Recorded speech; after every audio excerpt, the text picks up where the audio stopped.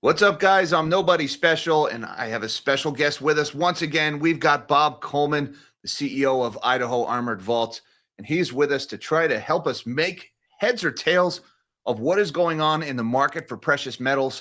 Because you go into a local coin shop and there is metal everywhere. They're swimming in inventory, premiums are low, and then you go online and you see the price keeps rising, and they're talking about shortages on the LBMA again. And it seems like we've got two totally different markets, especially in silver. And Bob has done an excellent job in the past of helping us to understand this. So, Bob, welcome back, and thank you for joining us. Thank you, Jack, for having me. It's my pleasure. And let me just say before we get into this, the last time you were on the channel was May 13th, almost 2 months ago to the day. And you made a couple of calls involving silver and platinum, the white metals, as you referred to them. And both of those calls were right on the money. We were looking at the ratios. In particular, the call you made on platinum was fantastic. So thank you very much for that. And I think you deserve credit for that one. And I hope you're ready, because we got a couple of things we got to talk about today. The first thing I want to ask you about is this article that I saw in Bloomberg just a couple of days ago. Silver rises to the highest since 2011 as U.S. premiums grow. Now, this was on July 10th, about a week ago now, as of the recording of this video. But there was something in this article that jumped right out of the page at me, because it was eerily reminiscent of some of the language that we heard in 2021 during the silver squeeze. And I know you were pretty critical of some of that language. Now, this isn't coming from a guy who's in the metal space. This isn't a dealer. This is Daniel Gobble of TD Securities. And I'll just read you this quote here. Daniel Gobble of TD Securities has argued that the outflow of silver caused by the tariff arbitrage opportunity has left inventories of freely available silver in the market critically low. Our estimates of LBMA silver's free float now stands at its lowest levels in recorded history, Gobble wrote in a note on Thursday. Silver's illusion of liquidity tells us that silver markets will only rebalance through some form of a squeeze on physical. Now, I brought this up on my live stream a couple of days ago, and there's so much. This is really just a loaded quote. The illusion of liquidity. LBMA free float, the lowest in recorded history, a squeeze on physical. Now, Bob, I go into a local coin shop just a few days ago, and there's buckets of 90% junk silver sitting on the floor. There's metal everywhere. They're swimming in inventory. There's no such thing as a silver shortage if you go to a local coin shop right now. Evidence right here. I got my little tube of 10 generic rounds I bought from JM Bullion. They were selling them at spot. That's not the kind of thing that you see during a shortage. So what is Daniel Gobble at TD Securities seeing that's making him say this, and how does that jibe with what we're seeing at the coin shops? Yeah, we'll have to walk through this entire sort of structure, if you could say that, with what Daniel's talking about. Initially, you have to look at, because he's probably looking at the LBMA. Traditionally, that's where a lot of this physical market kind of parks its metals or inventory, because it's typically a little bit cheaper to leave at the LBMA than it is on the COMEX. So what's happening is there's a lot of metal. Obviously, it's reported monthly from LBMA, vault statistics, that type of thing. So there's silver there. The issue is this rising demand of silver ETF demand. And of course, with ETFs, a lot of these ETFs are parked in London. That's just where the physical market, the authorized participants, the market makers, and so forth, that's where they're located. And so what he's referring to is, let's just say there's 100 ounces of silver sitting in London, for example. What's happening is, 50 or 60% of that silver, for example, may be owned by ETFs, and maybe 40% or 30%, whatever the number may be. And if it is owned by others out there, it could be market participants, it could be market makers, it could be private individuals, banks, whatever it may be. But the metal that's locked up in ETFs typically can only come back out and onto the market if there are redemptions of shares back to, by the authorized participant back to the sponsor or to the ETF itself. And then the ETF basically delivers that metal back to the market authorized participant. And so what's happening, what he's talking about is with rising ETF demand, and basically a lot of metal that has come onto the COMEX has come from London. A lot of metal there that's left is it has been diminished because of this big tariff sort of scare earlier this year. And as rising ETF demand comes into the market, it's gobbling up that supply that's sitting in London. So you just basically have a shrinking amount of availability of supply for other parties. So it's the ETF demand eating up the available inventory in London. And folks, if you don't understand the mechanics of that, an ETF, exchange traded fund, it trades like a stock on the exchange. So when people get really excited about rising metal prices and they go buy an ETF like the SLV or the PSLV, the price of the ETF starts to rise. And sometimes it rises more than the underlying silver asset. And when these ETFs start to trade at a big premium above the value of the silver that's in them, the ETFs create new shares and sell them. And those new shares brings the average share price down. And with the money from selling those new shares, they go buy more silver. And so what's happening is as this enthusiasm for prices rises, it's causing the ETFs to go buy more silver. Daniel Galli at TD Securities is pointing out that because the ETFs are doing that, there's not much left over for the regular market demand. And he's saying this could result in a physical squeeze. Now, we saw something similar. By the way, was that accurate, that description? Is that kind of... Yeah, I was just going to go through the mechanics of the ETF. It's not the ETF that actually buys the silver. It's actually the authorized participant. So the authorized participant, which, they may be like a Goldman Sachs or Morgan Stanley or one of the big market makers, big brokerage companies, that type of thing. What they do is they're the ones that provide the liquidity for the ETF. The ETF is basically just a fund that hires all these third parties, the custodian to vault the metals, the authorized participant to buy and sell on behalf of the ETF. So when people want to buy, like you just said, want to buy into the ETF, what happens is, in the mechanics of it is, if the market maker doesn't have any inventory of shares, what they do is they take silver, they deliver it to the ETF. The ETF gives them shares, and then the authorized participant sells those shares into the market. Okay, so that's the mechanics of where new shares of the ETFs might come from during a period of, we'll say, enthusiasm for metal prices. Now, we've got another form of this silver shortage in the paper market. You tweeted this out just today. This was very interesting, and it seems like it got your attention. Silver ETF alert, or SLV ETF alert. 0 shares available to short the SLV ETF all day. I do not think I have ever seen this before. What's going on here, and how might this manifest, or how might this play out in the silver market if this were to continue? Well, the last time we saw a spike in the borrowing rate to short shares preceded basically a very strong move in silver prices. And actually I should have probably maybe expanded that chart to give people a little bit more inference of what happened. I think back in January, February, when you had this sort of spike in the borrowing rate then, and then what transpired afterwards. Basically, it's telling us that financing costs and potentially leasing rates and so forth are rising. And so what we kind of learned from the first quarter of this year was market makers like Citadel and so forth, these equity companies came in and basically, instead of someone saying, hey, listen, I need silver, for example, or I needed to do a two-legged transaction, instead of going out and getting silver, which they couldn't because the costs were too high, they would use the shares as maybe a spot deferred contract or some sort of equivalent, like a derivative, you could say, but using the equities that are representing the silver or represented by silver for that purpose. And we hadn't seen that ever before. And that's one of the reasons why you had so much shorting activity. Short sale volume had massively increased with PSLV, because what was happening was either BlackRock, who was a huge position in PSLV, or Sprott Capital Management, somebody was lending their shares into the market. So say you've got somebody out there with a big short position against silver, and they're trying to offset that to try to make a net neutral position.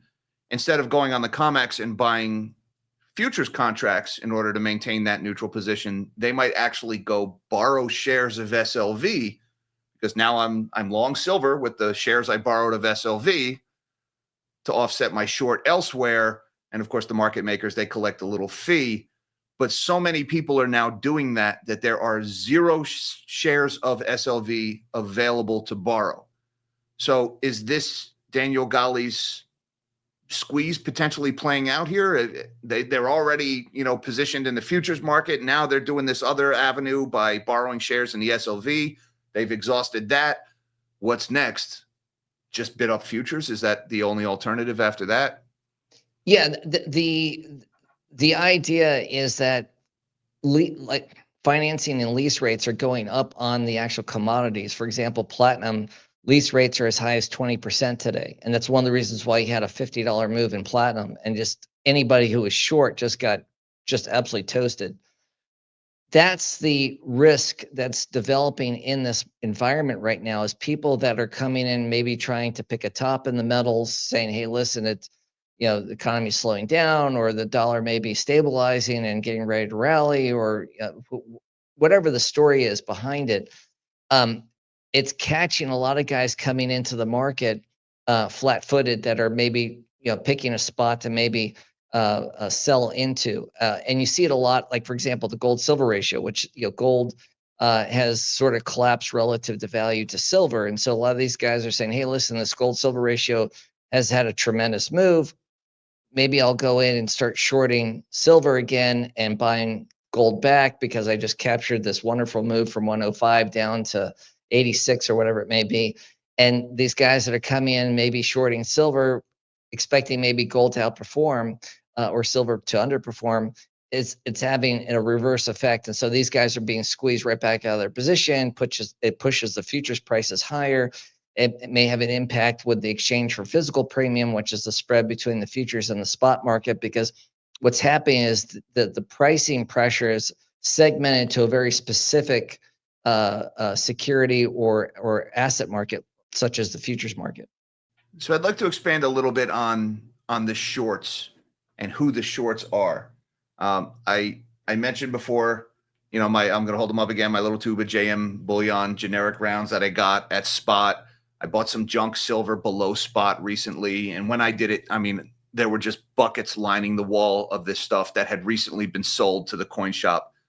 Stackers, like me, retail investors, guys who stack physical silver, they're selling big time right now. Now, if you're a coin shop, if you're an LCS, you pretty much have to buy, right? That's your job. If you don't buy when people come in, you're going to lose your customer base and they're not going to come back to you anymore. So you've got these local coin dealers and the big guys like JM Bullion, they're swimming in inventory right now. While Daniel Galli's talking about a shortage, there's so much silver that they don't know what to do with it. And so totally opposite of what we saw in 2021, when silver premiums were blowing out as everybody was buying the physical metal, we're actually seeing premiums contract dramatically now, to the point where you can buy silver at or even below spot.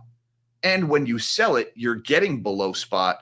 In some cases, even silver eagles, you're not even getting spot for. I've heard anecdotes of people paying back a spot for ASEs here. So if I'm a dealer and I've got all this metal and the price is going up, I should be doing great, shouldn't I? But it doesn't really work like that, does it? The dealers are actually not doing great in this environment. Could you explain a little bit about how a guy who runs a coin shop buying and selling silver might be doing very poorly right now?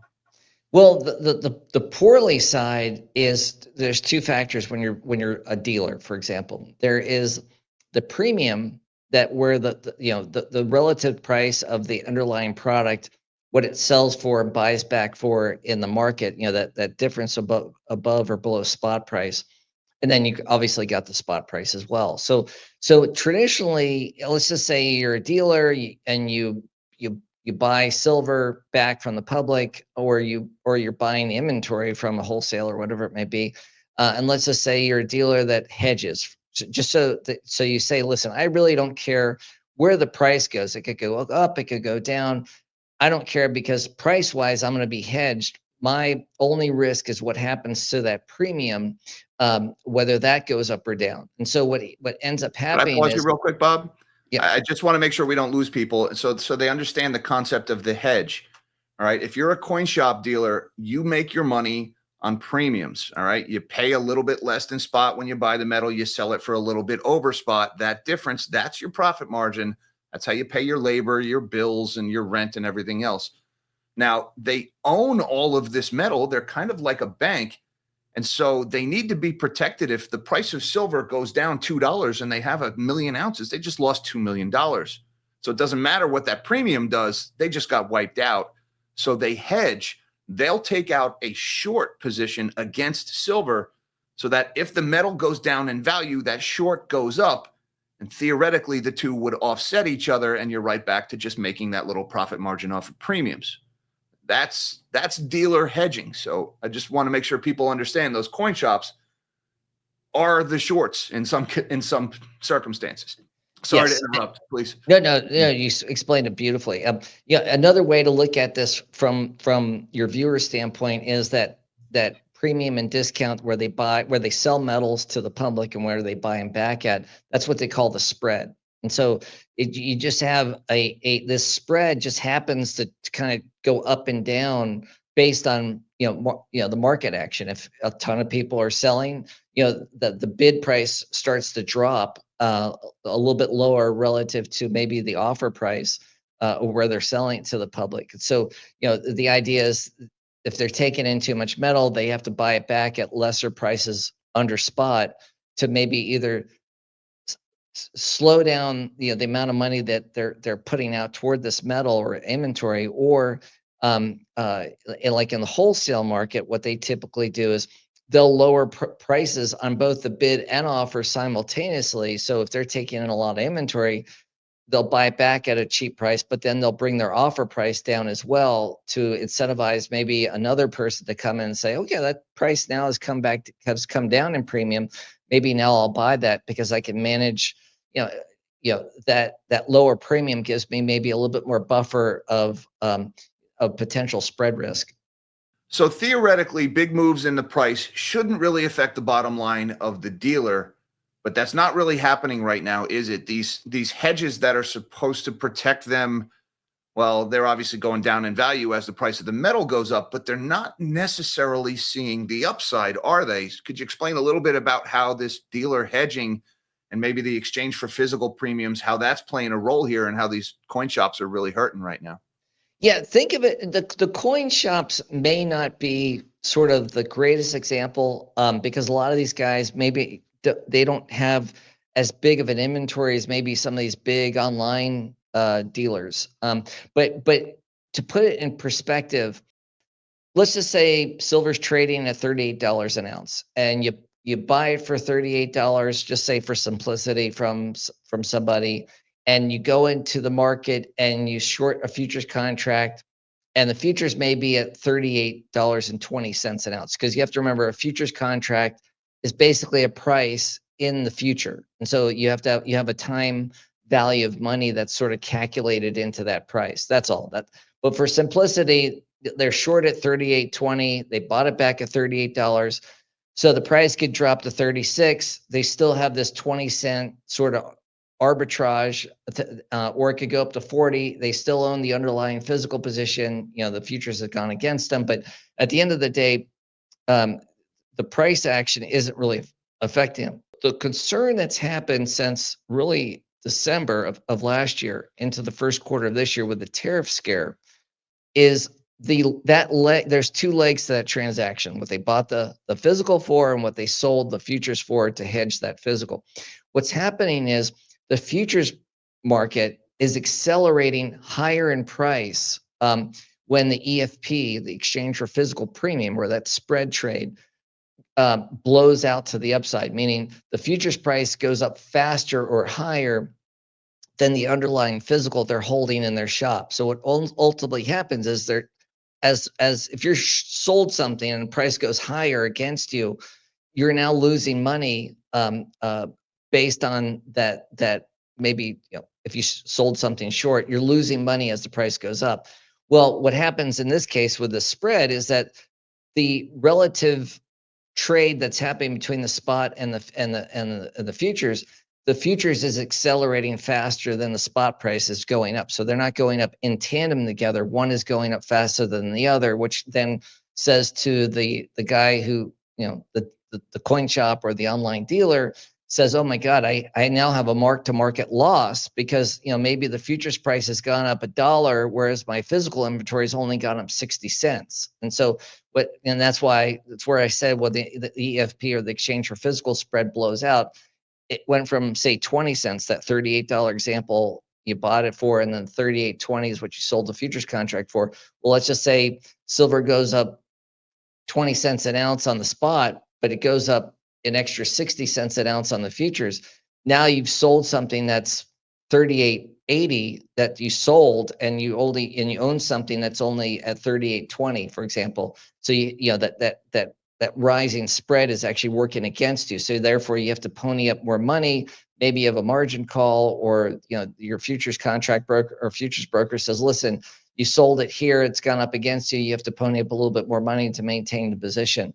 That carrying cost and financing costs is what's eating into the bottom line of these dealers. And so therefore, now you have another bad situation developing, which has been developing really since the end of 2023. The retail activity has dropped dramatically, meaning you've seen 40 and 50% diminishes in retail activity over the last year and a half or so.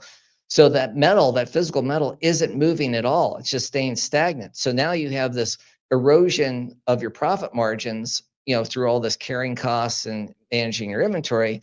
And now people are selling so much metal back that what you can offer that product that's just been sitting on the shelf, that premium that you could maybe get for that product, say, 3 months ago, if that product's still sitting on the shelf, the incentive to get rid of that, you've just dropped that premium down in order to try and let go of that product. In some instances, dealers are dropping these things below what they paid for them, when you take into account the actual cost of what they paid for. So when they sell it, they're actually losing money. And that's what's happening right now in the industry. And this is what I've been talking about really for the last year and a half, is the acceleration of selling is crushing the margins, and how dealers are now, what they've been doing as the industry to make back money.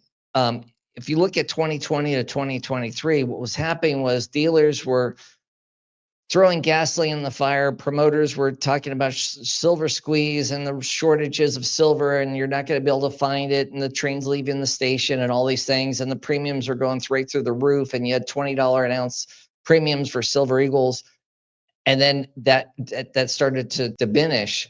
Well, now you have the exact opposite. Now what's happening is those dealers, instead of marking up the buy side to buy the metals, they're marking down at steep discounts when sellers want to sell into the market, maybe take their profits, or say they bought silver back in 2008 and the price is now finally back up to a point where they're making money again.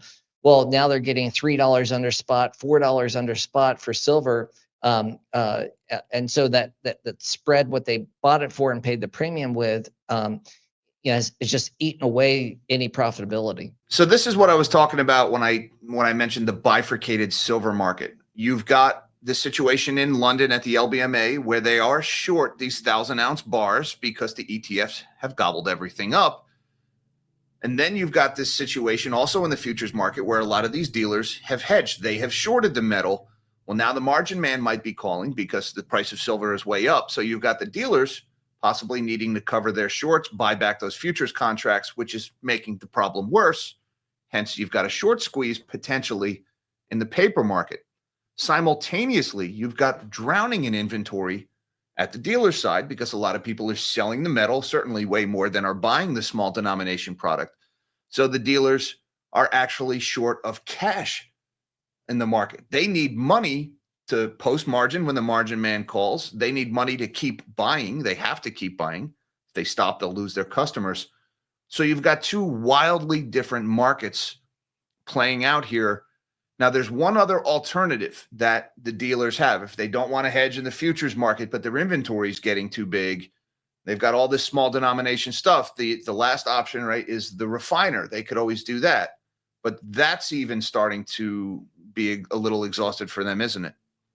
Yeah, the refiners, they're taking in metal that, they're backlogged in terms of turning that metal into melted material, so then they could pay out on that, whatever brought in, whether it's scrap, whether it's 1 ounce rounds or junk coin, whatever it may be. It's taking 4 to 8 weeks now. If you're a dealer and says, "My God, I got to sell this stuff to somebody," and you go to the refiner and they're paying obviously maybe a discount to melt, because now it's a buyer's market, so to speak. And so what's happening is they're delivering to the refiner, but yet the refiner, even though it's sitting in the refiner's back office or back, vault or whatever it may be, it's still, that metal still owned by the dealer until the refiner can actually melt that material. And so what's happening, if the melting process and so forth and paying out on the net ounces takes 4 to 8 weeks, that dealer is still financing that inventory as if it's sitting in their own shop still. So until they actually get paid, they're still actually, if they have a loan against that, or a line of credit against their inventory, or maybe they just, they paid for cash, but they're not getting any money back until, the refiner fully melts it, knows exactly what the net weight is, and pays out on that net weight. And that is also creating sort of this extension of time that puts pressure on liquidity. The other thing I was going to mention that we didn't bring up, because people will say, well, the TD analyst that talked about this diminishing inventory availability of inventory on the LBMA, and a lot of people will say, well, wait a second, doesn't the COMEX have probably the largest amount of silver ever recorded in history sitting in the COMEX vaults right now, especially on the registered inventory side? And that's the metal that backs futures contracts. And they're absolutely right. A lot of the metal during the tariff days came over from London, for example, or other parts of the world, went into New York, and then futures contracts were sold against that. What's happening, and this may get a little bit complicated, I'll try to make it really, really as simple as possible. When you put metal on the exchange, and say you're a bank, because the banks were probably the biggest buyers of physical metal earlier this year. And they were taking advantage of this big EFP, or exchange for physical spread, where the futures price was so much greater than the spot price. They could actually go buy metal, have it refined by the refiner, deliver it onto the exchange, and for this extra profit, they could sell a futures contract against it. And that's what they were doing. They made $500 million in the first quarter doing this. What's happened, though, is that there's, say, for example, there's, I think it's 300 million ounces, I think, in the registered category, somewhere right around there, if I'm not mistaken. Apologize if I'm wrong on the numbers here, but let's just say there's a lot of metal in the exchange. When you sell a futures contract against that metal is essentially locked up until the delivery date of the futures contract, or delivery month, I should say. And now we're in the September lead month contract, where basically a lot of people have rolled out of July. They bought back their short position for the July contract, and they sold forward in September.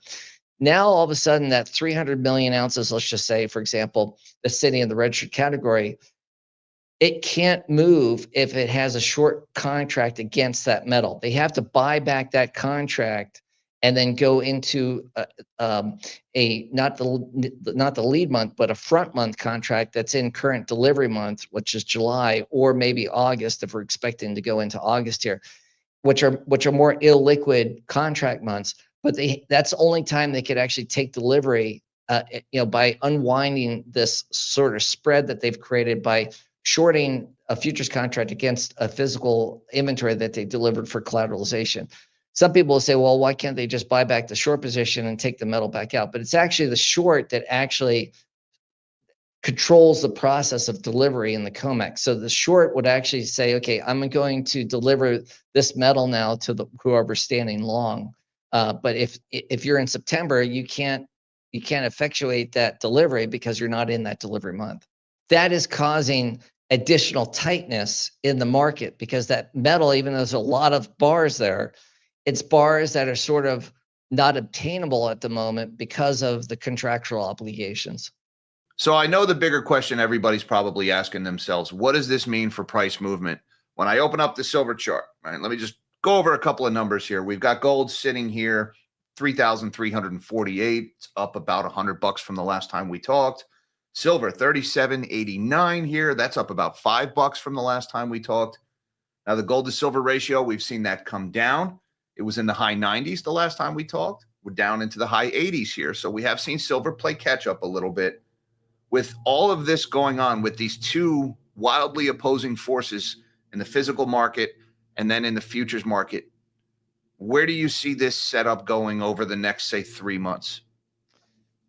It's interesting because you're in a period right now. Summertime is traditionally a very slow time for the metals, but if you look at volume levels across the board, whether it's the S&P, whether it's Bitcoin contracts, whether it's the futures markets, the treasury market, that type of thing, volume levels are very light. We're kind of, the markets are kind of going up on lighter buying pressure or lighter volume in general. And there's an old adage, you never short a dull market, because the problem is if you're short and markets potentially may have a tendency to rise, the risk of loss to someone who's short is technically infinity, versus the risk of loss to someone who's long the market or owns something is basically just the price they paid for it. So in a light volume market where it's very quiet, if the prices start to move to the upside, shorts have a lot more to lose, basically. And that activity right now is, even though this sounds kind of odd, that's what's driving that's what's driving sort of the price action, because any amount of money that flows into the market, if prices are just rising slowly or catching a bid, or Bitcoin, someone didn't want to buy it at 100,000, now it's at 120. They may just say, I've been waiting for this thing to pull back. It's ever pulled back, I'm just going to go in and buy. Well, that's sometimes that psychology has an effect on the market, and that's what brings buyers in at higher prices. That's what effectuates the bull market, and that's why prices kind of rise over time. Well, it happens here in the precious metals world too. It doesn't necessarily have to be all fundamentally driven. We're in an environment that's also technically driven, and that technical factor is done by derivative action, spread trades, financing costs, leasing rates. There's a lot of stuff that goes into this sort of mixing pot that gets stirred together that ends up putting, whether there's pressure on the buy side or the upward side of price or to the downside of price, all this stuff kind of makes up that formula of whether the price goes up or down. There's really not really a perfect formula to say, okay, this is going to go up because of X or Y. There's a lot of dynamics that are playing here. And then you also have the idea of, Trump booting out the current Fed chairman, getting interest rates down to zero. You have obviously this debt cycle and debt trap where the U.S. Treasury is desperate to try and bring interest rates down from a financing cost perspective, because that'll bring down the budget deficits and so forth if they can get the financing that they offer treasuries at a lower rate. There's a lot of things that are going on here at the same time. And I think the markets see all this, and that's one of the reasons why I think we've had this sort of melt up in the markets, just generally speaking, because it's this idea that the game has to continue, otherwise this whole thing implodes. And that's obviously, as a precious metals investor, one of the things we look at is the debt trap, and the release valve of all this pressure is really the currency. That's how most of the times in history, that's what ends up happening. All right. So it sounds like when you add the geopolitical risk, the risk of monetary and fiscal policy on top of prospects for a paper squeeze, probably the bias is still to the upside, with the asterisk that metals have had a fantastic run here for the last year and a half. They're probably due for a pullback at some point. The last thing I want to talk about is platinum. Last time you were on the channel, amazing call. This was May 13th. And at the time, platinum was $983. You had mentioned that your hedge fund had recently gone long platinum. You had mentioned the gold to platinum ratio. And almost to the day, platinum went on a rip your face off rally from $983 to currently $1,420, give or take. We've got the gold to platinum ratio is down significantly from where it was. At the same time, we've got this horrible auto market. We had terrible news from Renault recently, Nissan on the verge of bankruptcy, automakers, which is the source of most demand for platinum, not doing so well here. So what does your crystal ball tell you about the platinum market? Because I know we got some platinum bulls that follow this channel as well. Yeah, platinum story. I mean, you have to look past maybe the near-term fundamentals, because that can be sort of a cloud. I mean, you have this high price in gold, which is in the jewelry world. People are now turning to alternatives to gold. I mean, platinum, you can buy a lot more metal for your money and not get a 10-carat hollowed out metal necklace. You can actually get a real necklace with real weight to it with platinum. And so you have different drivers coming into this environment that may have not have been here in the past, but due to certain elements like higher gold prices, that type of thing. And you also have to look at too, the platinum buying that we've seen in Asia has been very strong. And their the investment world is really funny. It tends to be very dormant until the prices start moving, and that price action attracts more money, and then that money attracts more money, and it sort of feeds on itself. And you can get into this frenzy, and you see it a lot with obviously tech stocks and so forth, but you can have it also happen in commodities. And what ends up happening is guys that are maybe looking at the fundamental side, shorting based on fundamentals, or the research that they provided, and the supply and demand of fabrication or industry and so forth. They may be right that things are slowing down right now in the auto market, but if investors are picking up the pace and saying, listen, the metals have been moving, I don't want to chase gold. What else is still not near an all-time high? Well, you just turn the page and you look over at the other screen, and there's the white metals blaring right in your face, and it's like you're nowhere near an all-time high yet. So things like that can just simply happen. And at the same time, what's interesting with this whole dynamic with metal prices is, like we talked about earlier, the retail is not engaging. So you do not have this traditional euphoric environment where the taxi cab driver is telling everyone to go out and buy gold, silver, platinum, whatever it may be. In fact, it's the other way around. The person's in the cab saying, listen, get me to the nearest location so I can sell my metals. That's what's actually happening right now. So you have this odd dynamic of an environment where you have institutional demand coming in, buying up and putting money into the ETFs and structured products, while the retail is actually selling, and it potentially they could be selling because now the metals are a source of funds rather than a store of value. Inflation's gone up, and of course we're told there's no inflation, but inflation's gone up, the cost of living's gone up, the price of a house to maintain it has gone up. So a lot of times, and a lot of people that have bought the metals in the past are much older now, and they're retired, and maybe they need income instead of worrying about is this metal ever going to keep going up, or is it going to continue to rise?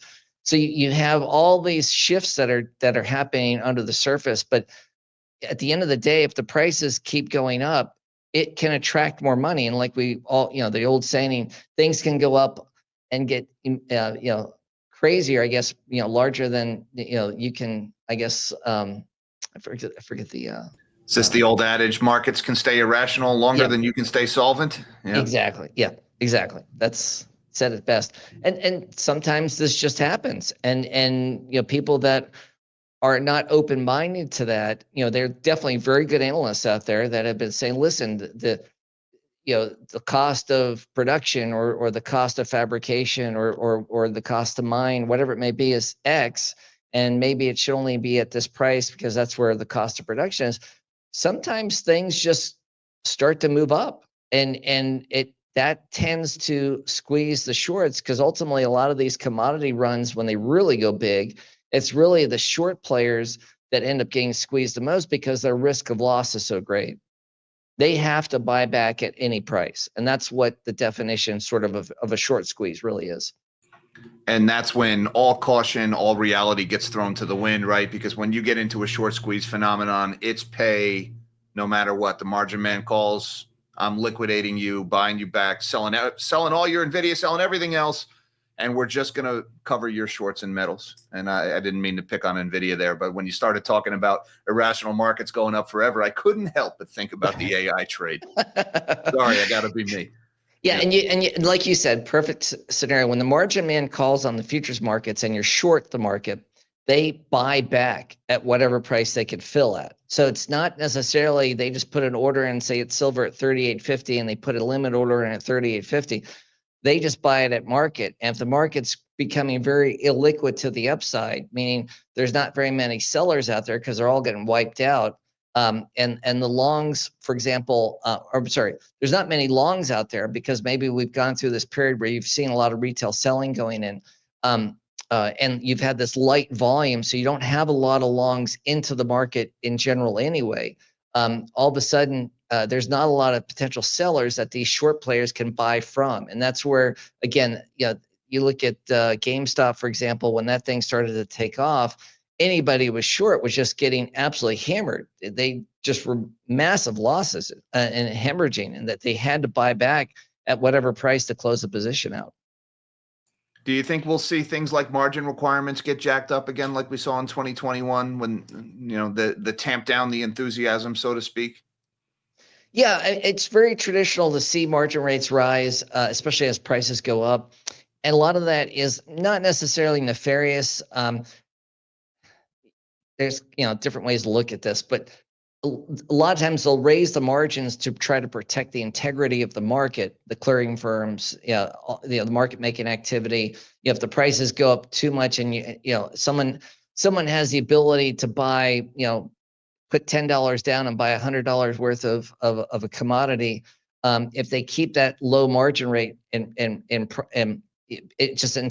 kind of invites more leverage and speculation. One thing you do have to note, back in 2011, they actually had to raise margin requirements 6 times on silver to kind of take it down from its elevated flight, I guess you could say.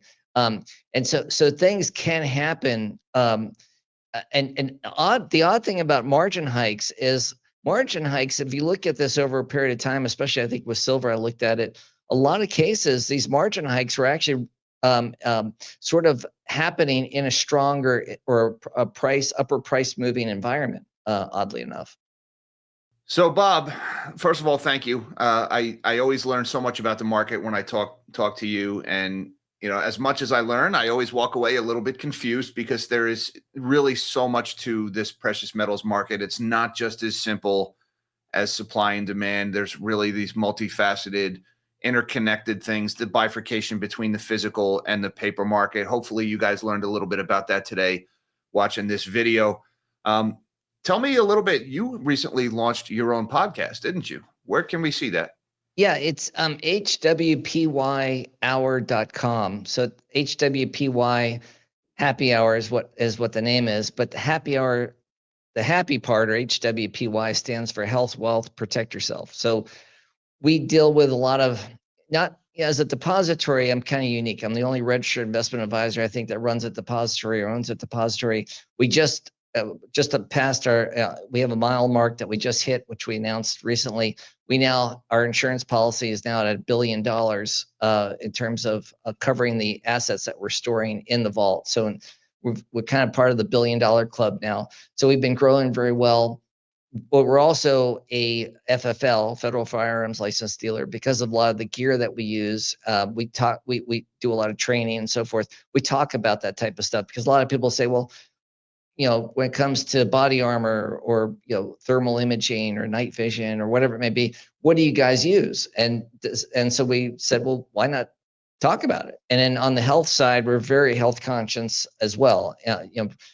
I have had some blessings of talking to some very, very intelligent people about different types of supplements and so forth, and regimens of getting stress down, and especially the diet is so critical, but also there's other things that can aid that as well. And learning about that process has certainly got me in a lot better shape over the last 2 or 3 years than where I was before, because being a money manager, running a hedge fund, running a very large private depository, and buying and selling metals and so forth, all that can take a toll on someone's, not just psyche and mental, emotional side, also the physical side. So, we're going to help promote and educate people, just like I do here in the finance field of precious metals and how the markets operate. We'll talk about how the body operates and what actually will improve, people's health. Making the wealth is great, but you got to be around to spend it. And that's part of, our client base. This is what separates us really from every other depository in the world, is we become almost an sort of an advisor to our clients to help them on a more well-rounded basis that you are not going to get from anyone else.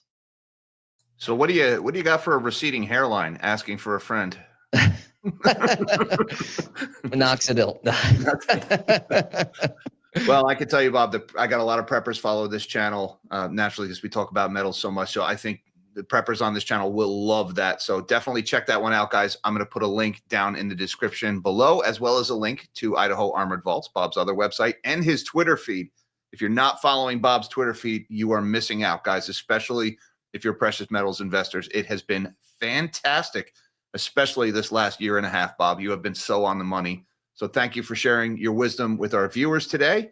Once again, everybody, check out those links. That was Bob Coleman. And until next time, everybody, live small and dream big. Thank you.